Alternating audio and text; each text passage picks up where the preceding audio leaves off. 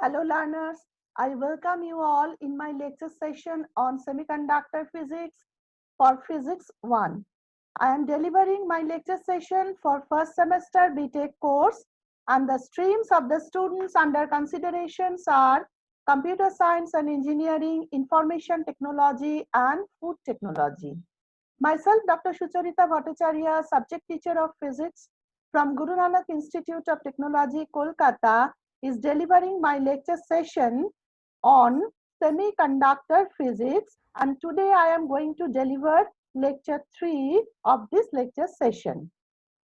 Now, we are continuing the submodule 4.02 of semiconductor in the form of semiconductor physics of module 4, the solid state physics.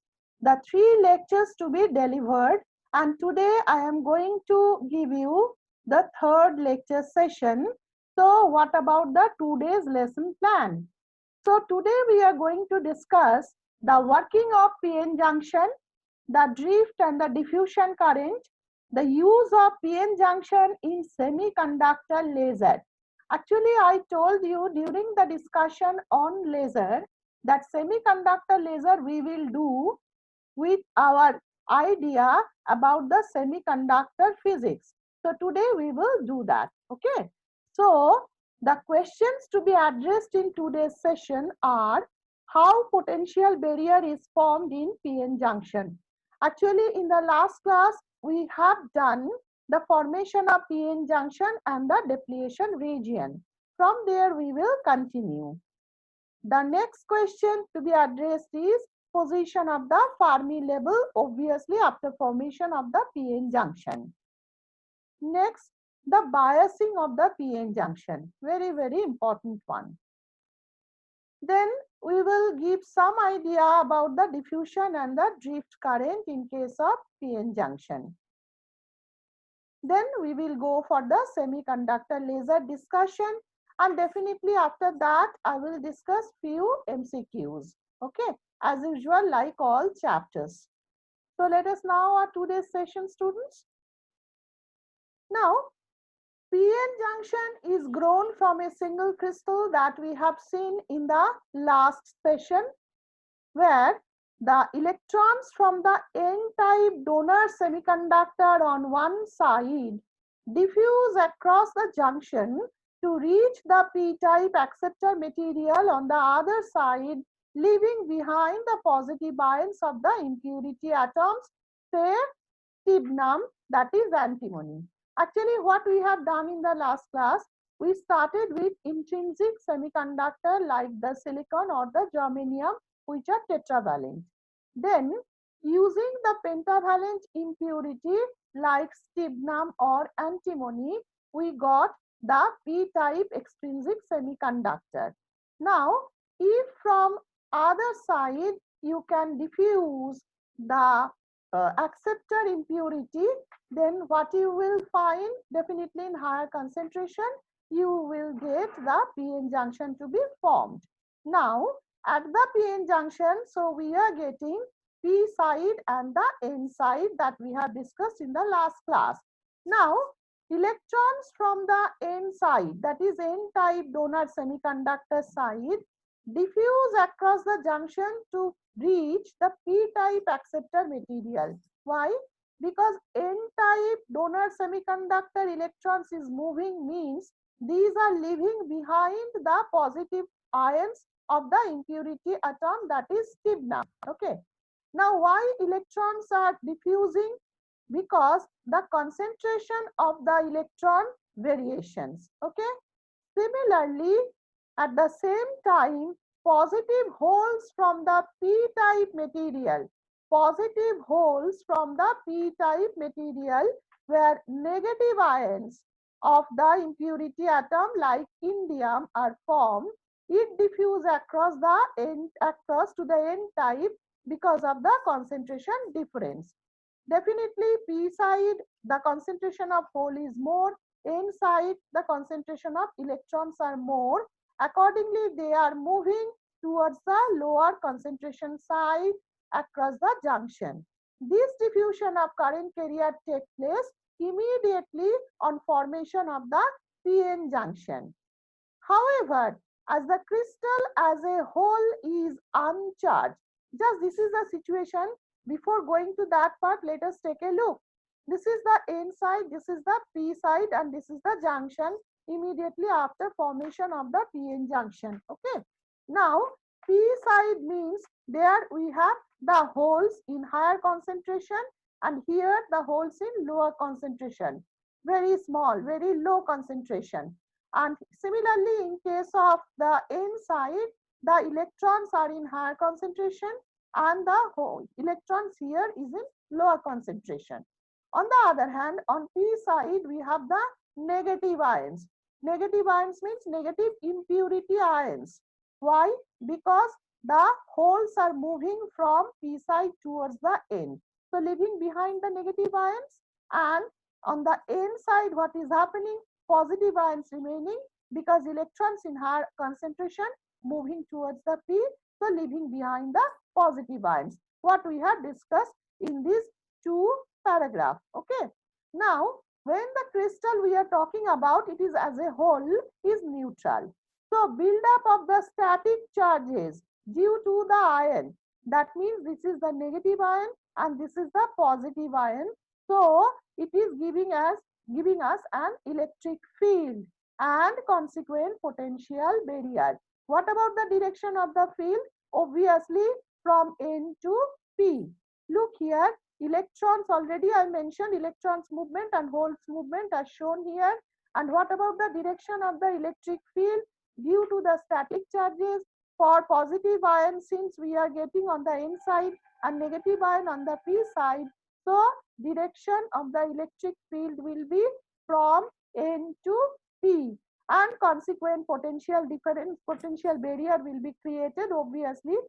And what about the potential barrier?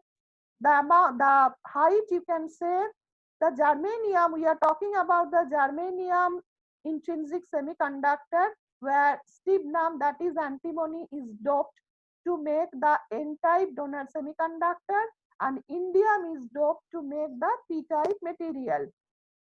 For this germanium PN junction, it is found out to be of the order of 0.3 volt, the potential barrier.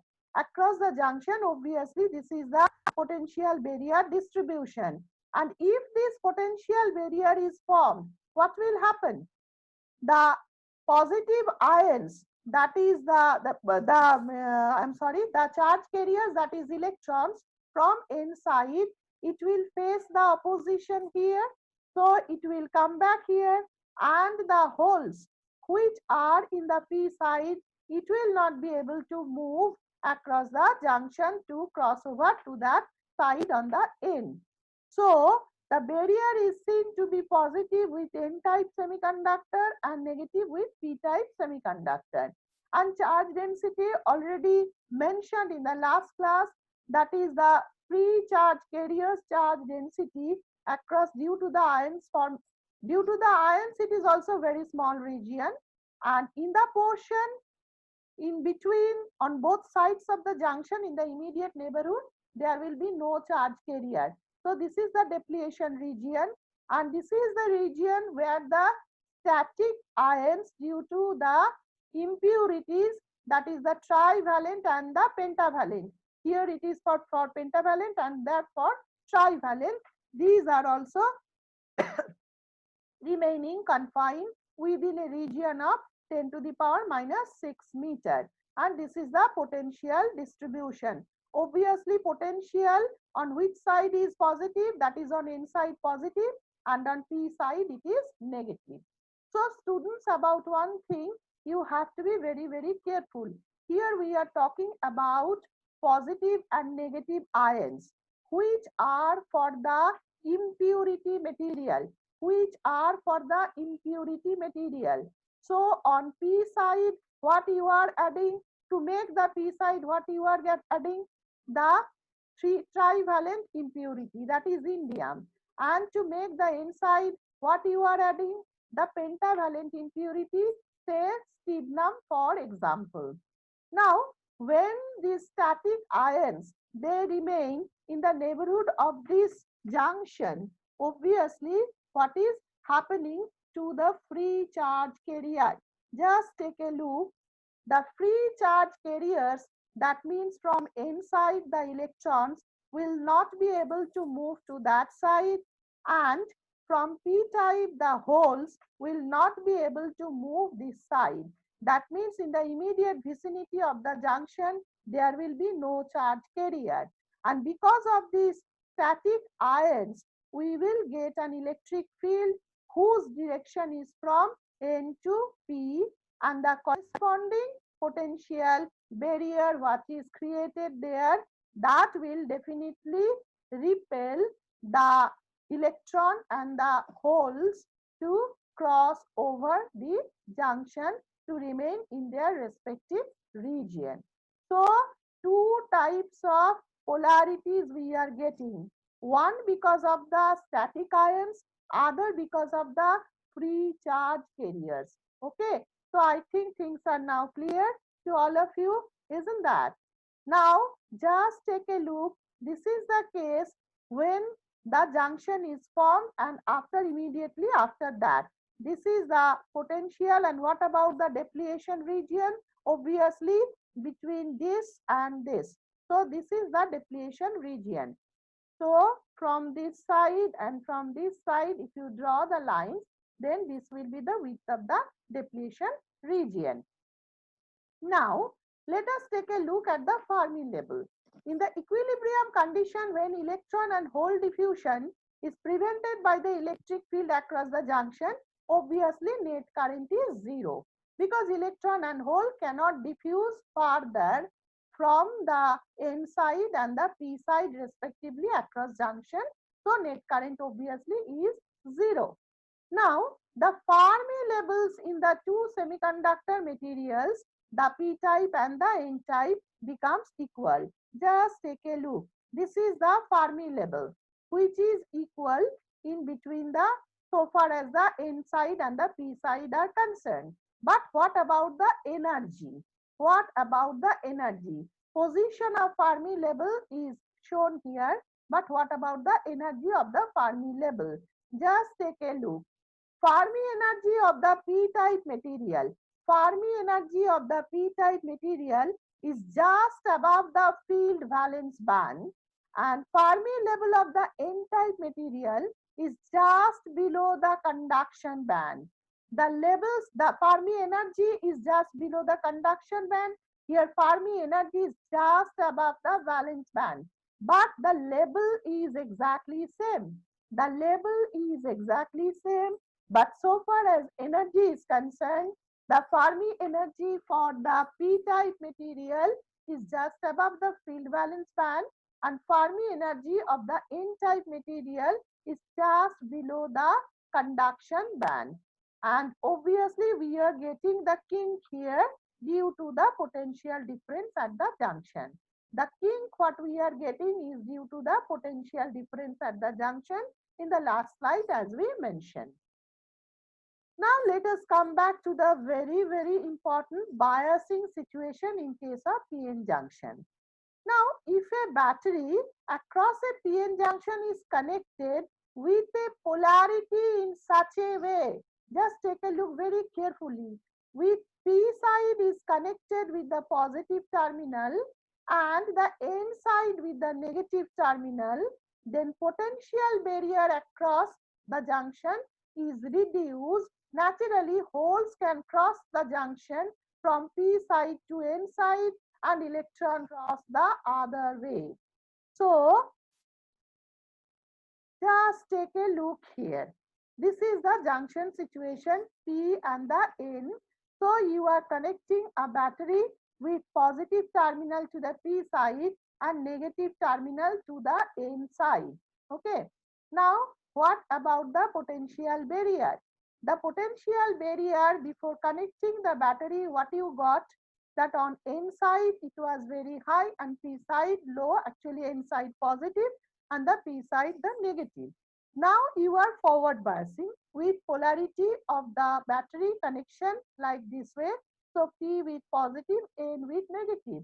So what about the barrier? obviously the barrier, potential barrier across the junction will be reduced, because this time p type is p side is with positive polarity junction and n with negative, but previously it was just the opposite. Okay, so naturally the potential barrier across the junction will be reduced, and obviously the region, the width of the depletion region will also be smaller. So holes from p side can diffuse towards n, and electrons from inside can diffuse the other way. This is the case with forward bias, and definitely it causes a considerable current to flow to the junction.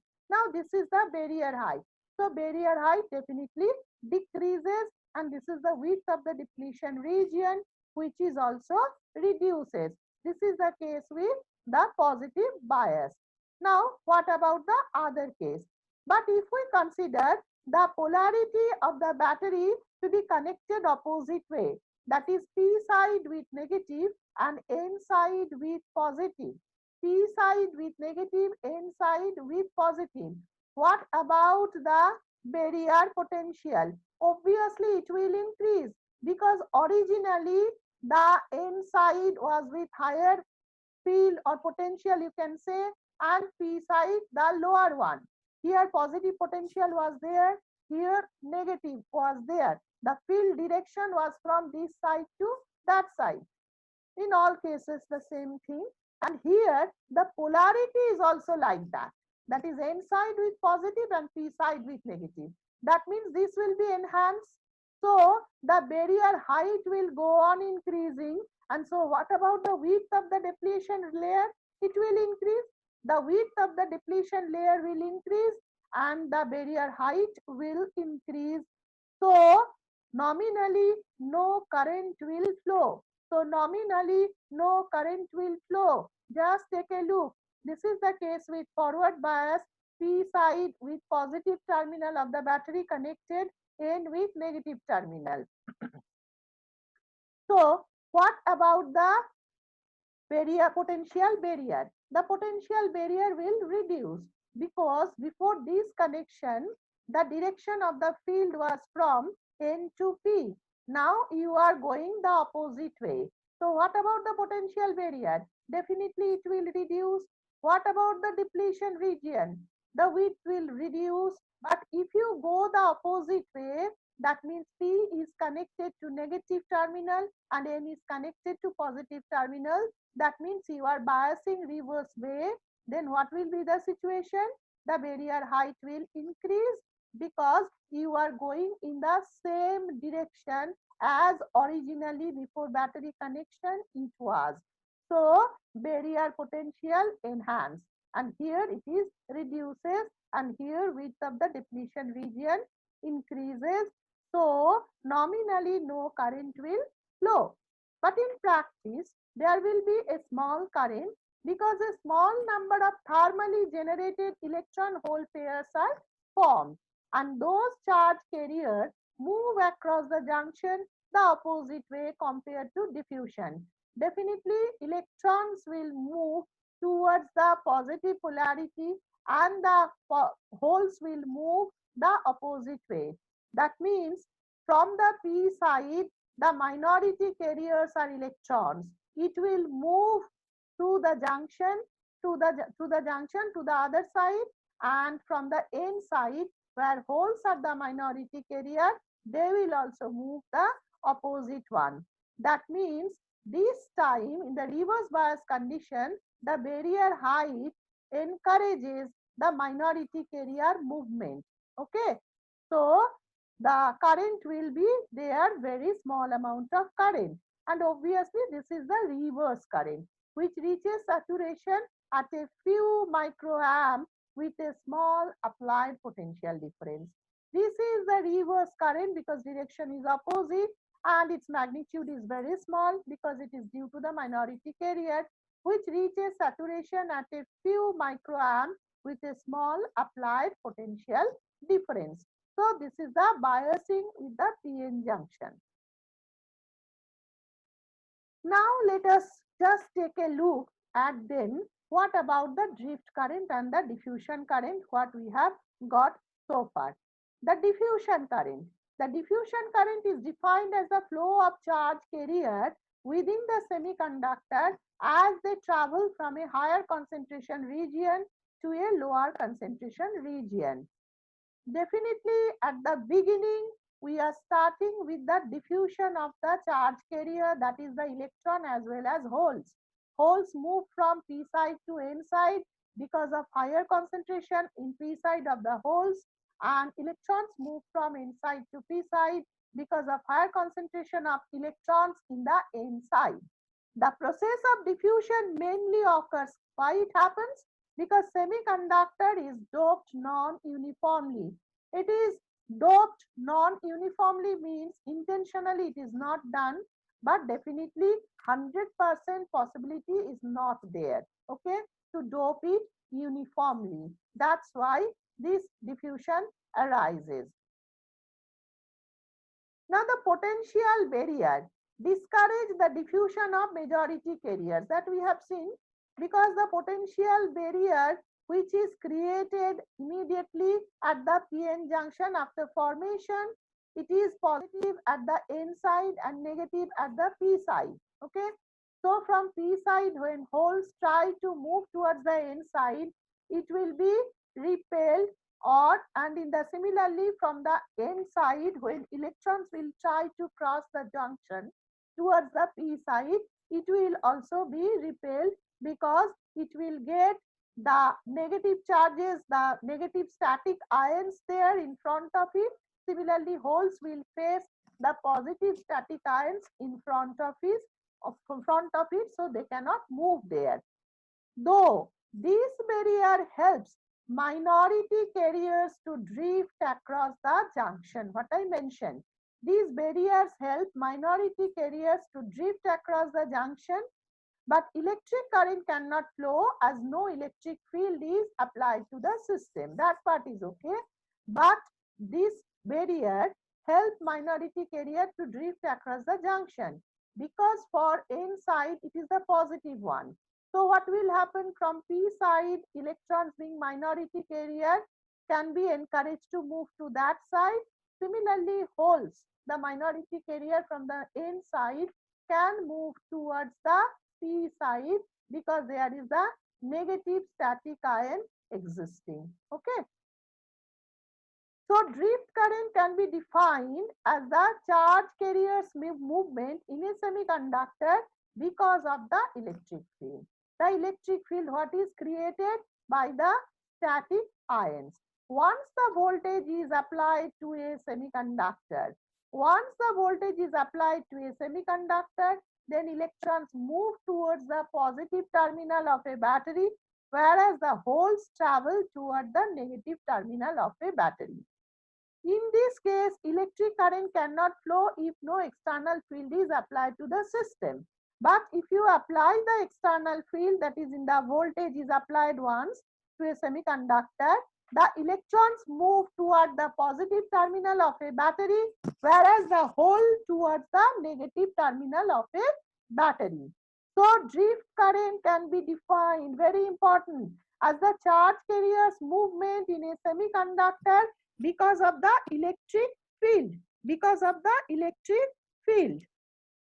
The drift current and the diffusion current make up the total current in the PN junction conductor. The drift current and the diffusion current make up the total current in the conductor. Okay.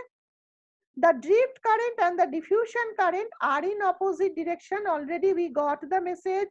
In steady state, the diffusion current equals the drift current in magnitude, and so no net transfer of charge at any cross section.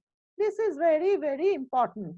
In steady state, the diffusion current equals the drift current in magnitude, and there is no net transfer of charge at any cross section. And this is the case with a PN junction kept in a cupboard. When PN junction is kept in a cupboard, then definitely the drift current and the diffusion current are in opposite direction condition, and it is the steady state. So diffusion current equal to drift current in magnitude, and that's why no net transfer of charge at any cross section we used to encounter. Okay.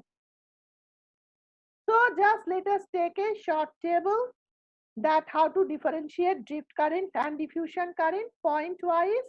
The movement of charge carrier due to the applied electric field is shown as drift current. On the other hand, the diffusion current is occurred because of the movement caused by variation in the carrier concentration. The direction of drift current is always in the direction of the electric field.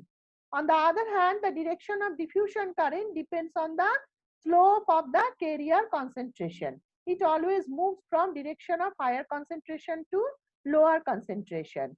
The drift current obey Ohm's law and the diffusion current obey Fick's law. The direction of drift current as well as the electric field will be same. That means whatever be the electric field, the direction of the drift current will be exactly similar. But in case of diffusion current, it depends on the concentration. That means the direction of diffusion current is decided by the concentration of the carrier flow. Okay. So these are few the comparisons between the drift current and the diffusion current in tabular form. Now let us move to the case of semiconductor laser with PN junction. So that was our discussion part which remained unattended in case of the laser chapter, that is the semiconductor laser, the modern laser.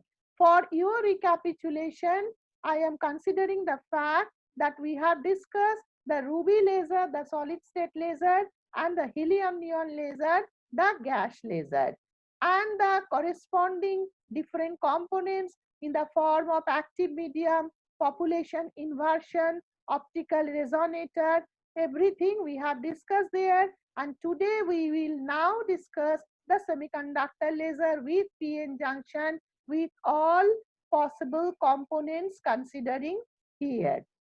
A semiconductor laser consists of a PN junction diode working under forward bias condition.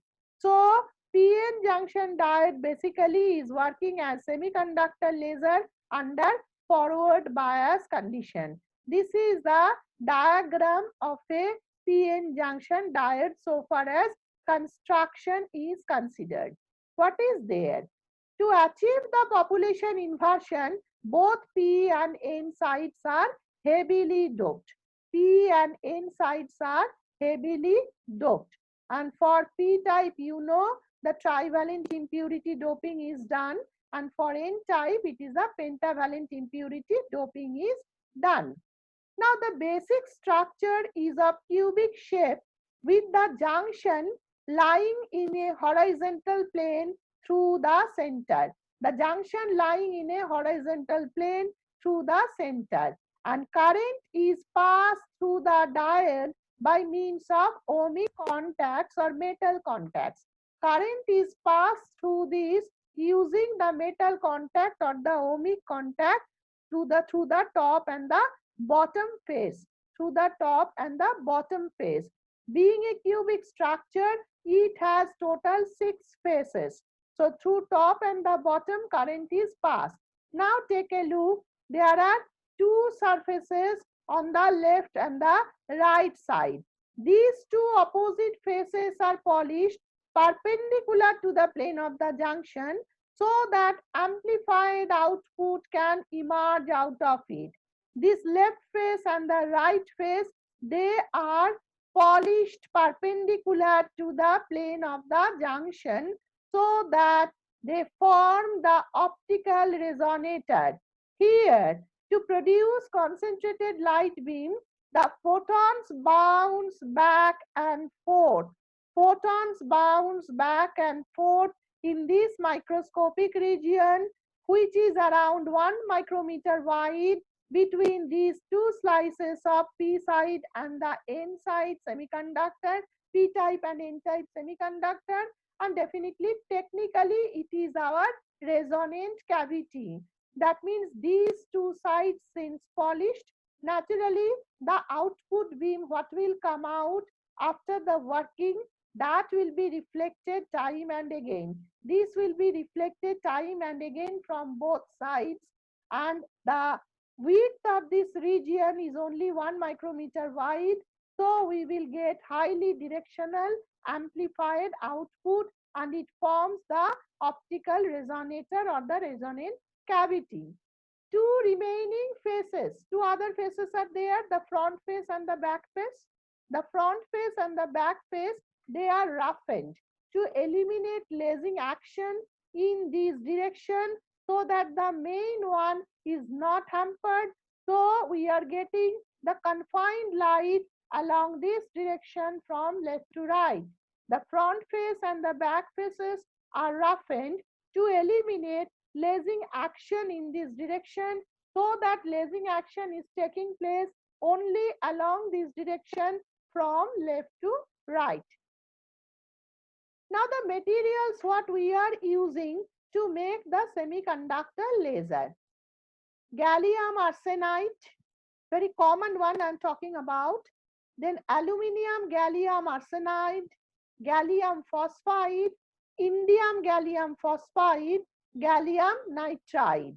So the common materials which are used for this type of laser are these: gallium arsenide, aluminium gallium arsenide, gallium phosphide, indium gallium phosphide, and gallium nitride. Now what is the working?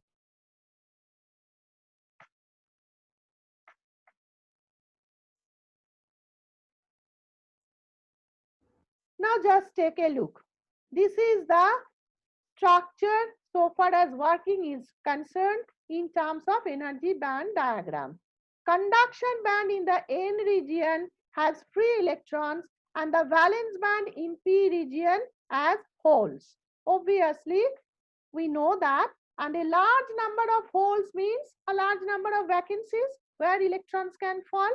Thus, a population inversion exists in this region.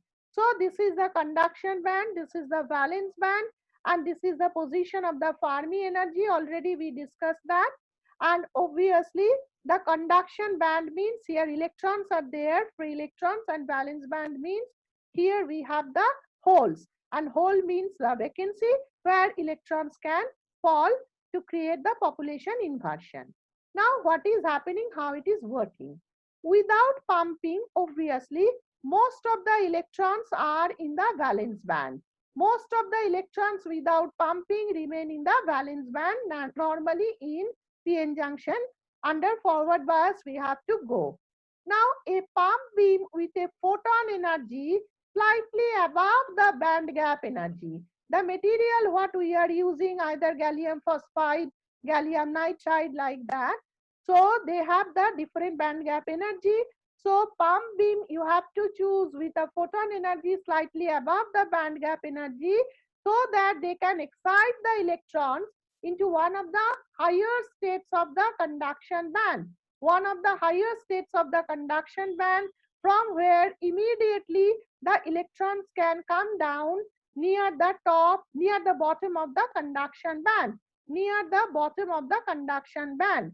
As a result of electron movement towards the conduction band, holes will be created at the valence band.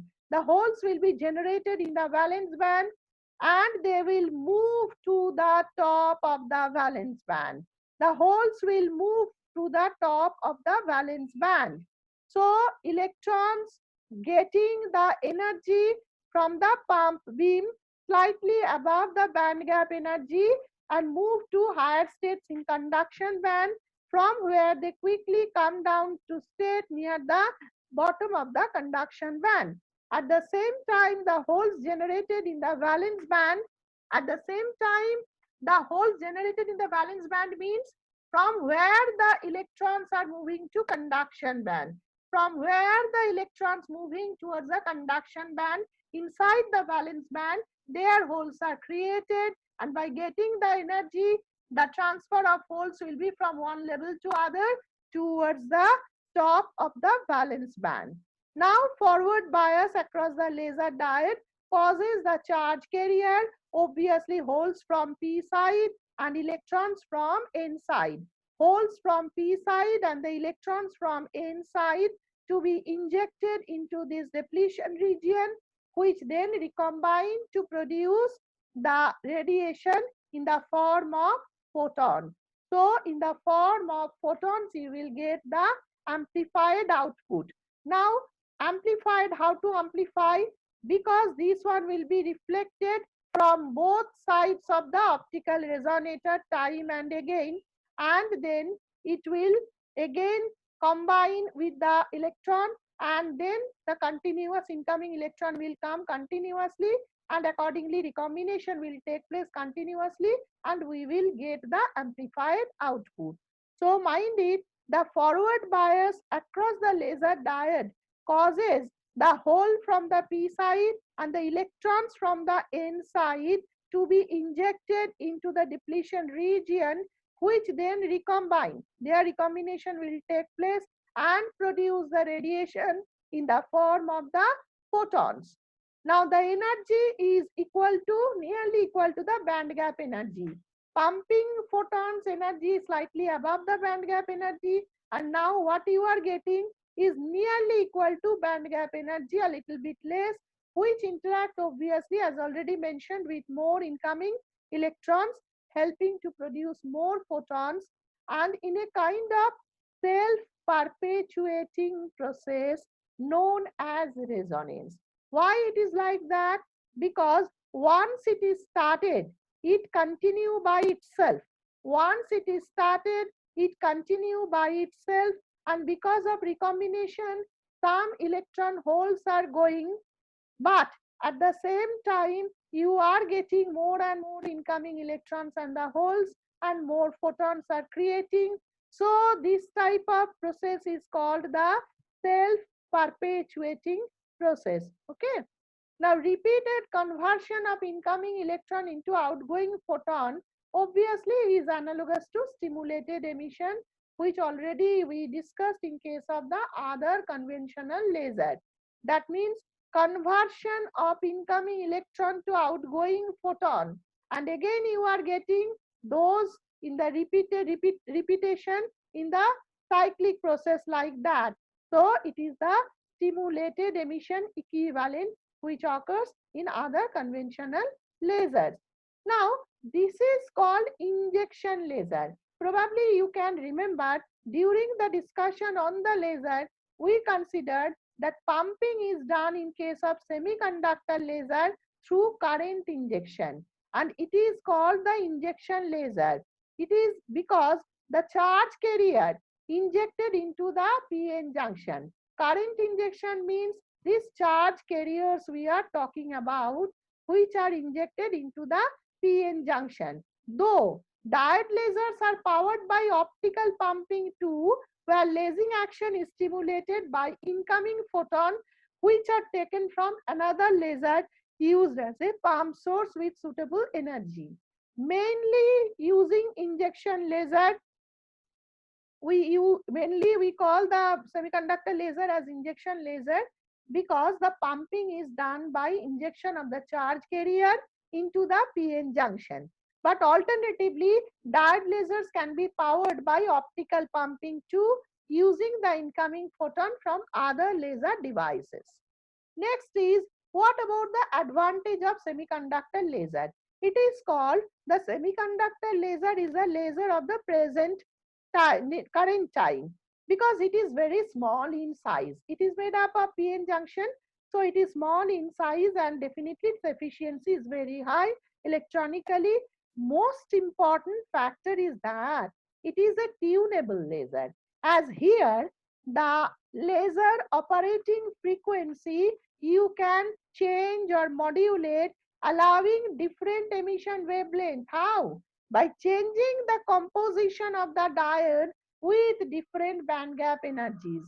If you change the diode composition, I already mentioned that gallium arsenide, gallium phosphide, gallium nitride, each and every one has different band gap energy.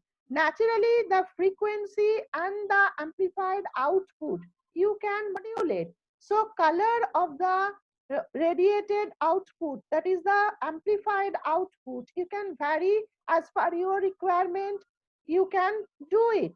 The intensity can also be modulated by modulating the forward current. So mind it, this tunable property is a very special one. In case of ruby laser, the only material you can use ruby. Naturally, the amplified energy is fixed. Similarly, for helium neon laser, the only material you can use is the helium neon. So the amplified output is also fixed. But in case of the semiconductor laser, as different type of semiconductors you can use here as active material, so their band gap energies vary. Accordingly, the amplified output wavelength and frequency is variable. The intensity you can also modulate by modulating the forward current. Now, what about the applications? Very common applications we are familiar with is it is used to read the music from CDs, very common one.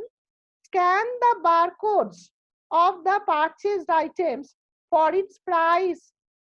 It can scan in all departmental store. We are familiar with it that this type of semiconductor laser they use that it scan the barcodes of the purchased items for its price. And in our printer we currently use the semiconductor laser because it's very good quality printout, and it is also very cost effective. It is cost effective too. So these are the very common applications of the semiconductor laser which we are doing regularly. It can read music from CD, it can scan the barcode of the purchased items for its price, it can take the printout. Many other uses are there, but these are the just regular use with which we are familiar. So I think students, what we have tried to get the idea about which everything we got in today's class. So far as biasing is concerned, that we have discussed in detail because that is used in the semiconductor laser, which are pending in our laser chapter that we have completed. And obviously the difference between the two type of charge carriers movement in semiconductor as well as the role of the static ions so far as the potential barrier and electric fields are concerned in the PN junction, I think things are very much clear to all of you. Let us now move to few multiple choice questions based on our discussions for these last three lectures. First one is that intrinsic concentration of charge carriers in a semiconductor varies as. Just take a look. Option A T, option B 1 by T, option C T square, option D T to the power 3 by 2. Obviously, we have discussed this in the last session that intrinsic concentration of charge carrier in a semiconductor varies as T to the power 3 by 2. Okay. Example of donor impurity in intrinsic semiconductors: boron, aluminium, indium, antimony. Donor impurity means it can donate electron. So the valency must be 5. So here it is antimony only. Other three are acceptor impurity. Okay. So far as intrinsic semiconductor, germanium or silicon is concerned, which are tetravalent. Which one is p-type semiconductor? Which one is p-type semiconductor? Silicon doped with aluminium, germanium doped with indium, silicon doped with phosphorus, germanium. Obviously, p-type semiconductor means extrinsic. So among the first three options, we will get it. Aluminium is trivalent, indium is trivalent, only pentavalent is the phosphorus. Phosphorus is the pentavalent. Now, which one will be the p-type semiconductor? Aluminium, germanium doped with indium, silicon doped with phosphorus. Actually, the question is not right, I think. During the examination, this type of questions may be given. So here correct option is not given. Just take a look. It is p-type semiconductor it is asked. If the question is n-type semiconductor, then you could give the answer as this one. So far as p-type semiconductor is concerned, you have here two options. Mind it. If it is the case of multiple choice with more than one option, then you can give the answer, that is silicon doped with aluminium, germanium doped with indium. Okay, germanium doped with indium. But if it is one answer only, one answer only, one choice, then there is no correct option. So be careful so far as the options are concerned. Am I confusing you? Actually, during the MCQ type of questions, lot of confusion students normally encounter during exam hall. That's why I have chosen this question and I am giving you the answers in many different ways. First is, which one is p-type? It appears only one p-type. P-type semiconductor means you should have trivalent impurity. Aluminium is trivalent, indium is trivalent. So here you have two options. So which one is not the correct one? That means if this question comes, you have to give both options. Okay, it is confusing, but still you have to give both options. But if it is which one is n-type, then silicon doped with phosphorus is the answer, and germanium is intrinsic semiconductor.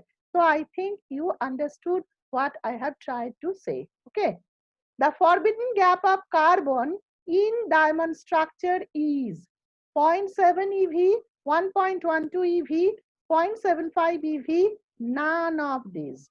The forbidden energy gap of carbon in diamond, we already have seen it, it is 7 eV. So nothing, no one is correct. So none of these is the answer. None of these is the answer. Be careful. This type of questions may be said too. A semiconductor exhibits a negative temperature coefficient of resistance. Obviously, positive temperature coefficient of resistance for conductor, zero temperature coefficient of resistance, none of the above. In case of semiconductor, we know if you raise the temperature, conductivity increases, resistance decreases. So it is negative temperature coefficient of resistance. The energy needed to detach fifth valence electron from the arsenic impurity atom surrounded by germanium atom is approximately 0.001 eV, 0.01 eV, 1 eV, 0.1 eV.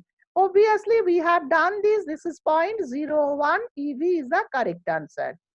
The diffusion current is proportional to square of the applied electric field, inverse of the applied electric field only, concentration gradient of charge carrier. This is the case with diffusion current. So be careful. Concentration of gradient of charge carrier, concentration gradient. In case of drift current, it is the electric field. The depletion region in an open circuited PN junction contains electrons, holes, static impurity ion, neutralized impurity atom. What should be the correct answer? The depletion region in an open circuited PN junction. Obviously, the static impurity ion only. So this should be the correct answer. Electrons and holes are not available there. And neutralized impurity atom. Neutralized impurity atom question is not arising there. So static impurity ion is there. Okay. So this is the depletion region in open circuited PN junction we are talking about. Be careful about this statement, open circuited PN junction. Okay. So I think you are understanding, and these are the type of questions. These type of questions may be set in any of the examination. It may be competitive type, it may be semester. Okay. So thank you, my dear students. I hope you have enjoyed the class. So all the topics in this chapter I already covered, I already mentioned that. So let us enjoy your days, and we will meet again in some other days. Till then, bye.